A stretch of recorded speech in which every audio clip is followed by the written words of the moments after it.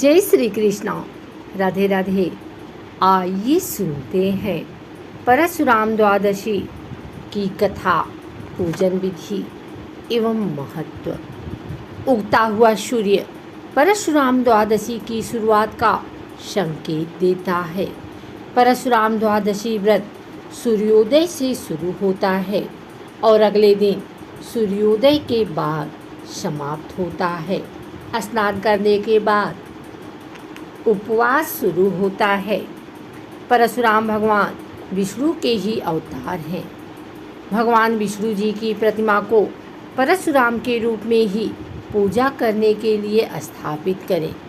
मान्यताओं के अनुसार व्रत का पालन करने वाले व्यक्ति रात भर जागकर भगवान परशुराम का ध्यान करते हैं, परंतु संभव न हो तो आप संध्या काल में एक बार पूजन अवश्य करें। ऐसी मान्यता है कि परशुराम द्वादशी व्रत का पालन करने से सभी मनोकामनाएं पूरी होती हैं और व्यक्ति को मोक्ष की प्राप्ति होती है। परशुराम द्वादशी के दिन विष्णु सहस्त्र नाम स्तोत्र का जप करना शुभ माना जाता है। अगले दिन स्नान आदि कर भगवान परशुराम का पूजन करें और ब्राह्मण जरूरतमंद को दान दक्षिणा देने के पश्चात अपने उपवास का पालन करें। मान्यताओं के अनुसार जो भी व्यक्ति परशुराम द्वादशी का व्रत और पूजा करता है उसे शिक्षा और समृद्धि की भी प्राप्ति होती है। इसके अलावा वह इस लोक के सुखों को भोग कर मृत्यु के पश्चात स्वर्गलोक में भी स्थान प्राप्त करता है। हर साल वैशाख माह के शुक्ल पक्ष की द्वादशी तिथि पर परशुराम द्वादशी मनाई जाती है। इस दिन परशुराम जी की पूजा अर्चना और व्रत किया जाता है।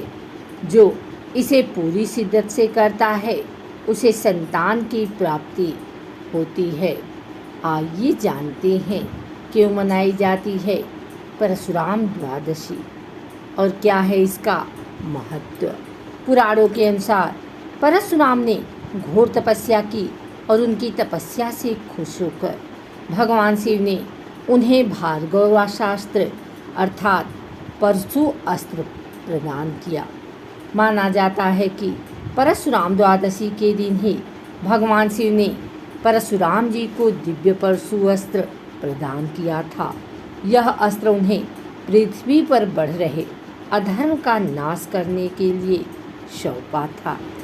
कथानक है कि हाय वंशाधिपति कार्तवीर्य अर्जुन सहस्त्रार्जुन ने घोर तप द्वारा भगवान दत्तात्रेय को प्रसन्न कर 1,000 भुजाएं तथा युद्ध में किसी से परास्त न होने का वर पाया था।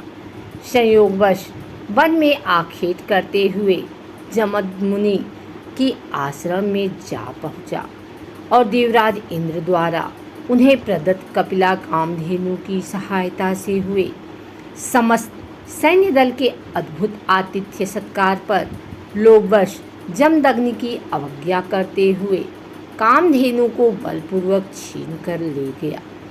कुपित परशुराम ने फरसी के प्रहार से उसकी समस्त भुजाएं काट डाली वह सिर को धड़ से पृथक कर दिया।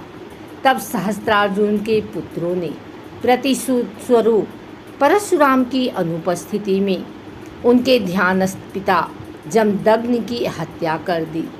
रेणुकापति की चिताग्नि में प्रविष्ट हो सती हो गई।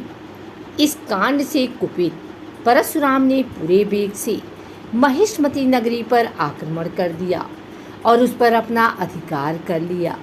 इसके बाद उन्होंने एक के बाद एक पूरे 21 बार इस पृथ्वी से क्षत्रियों का विनाश किया। यही नहीं, उन्होंने हैहयवंशी क्षत्रियों के रुधिर से स्थलत पंचक क्षेत्र के 5 सरोवर भर दिए और पिता का श्राद्ध सहस्त्रार्जुन के पुत्रों के रक्त से किया।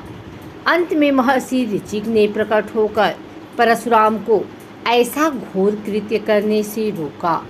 इसके पश्चात उन्होंने अश्वमेध महायज्ञ किया और सप्तद्वीप युक्त पृथ्वी महर्षि कश्यप को दान कर दी। केवल इतना ही नहीं, उन्होंने देवराज इंद्र के समक्ष अपने शस्त्र त्याग दिए और सागर द्वारा उच्छिष्ट भूभाग महेंद्र पर्वत पर आश्रम बनाकर रहने लगे।